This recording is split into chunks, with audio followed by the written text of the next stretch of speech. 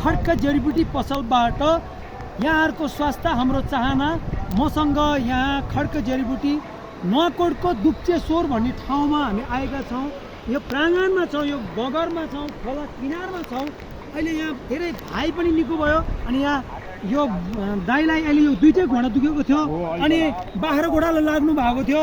यो दुखेर कर्कर खाएर टोयलेट भन्नु पनि गाह्रो भयो, के गर्ने भनेर उहाँ छटपटी भएर आउनु भएको थियो होइन दाइ? हो अहिले अहिले ठ्याक्कै अहिले उहाँलाई मैले आफ्नै हातले दलेर उहाँ निको भएर उहाँ फेरि अनि किन्न आउनु भएको छ। उहाँले चाहिँ अहिले सानो डब्बाको लाने म ट्राई गर्छु भन्नुभयो अनि खुसी हुनुभएको होइन दाइ? हो म गइदियोस्, राम्रो भयो नि फेरि पनि लाने हो। यसो यसो गर्नु दाइ खुट्टा हो नि दाइ? अहिले ठिक छ, जे होस् राम्रो भइसक्यो।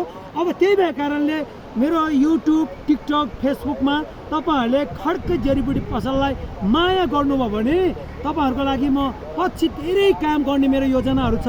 नयाँ बस पार्क लोसेमालमा युट्युब, टिकटक, फेसबुकमा लाइक, कमेन्ट, सेयर गर्नु होला। म आज यो दुप्चेश्वरमा छु, महादेव थानको प्राङ्गणमा। त्यही कारणले धेरै जडीबुटी लिएर आएको छु। मैले जानेको भ्याएसम्म गर्छु। धन्यवाद।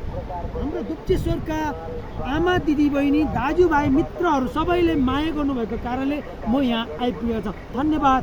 बाई बाई सबैलाई। भयो दाजुभाइ?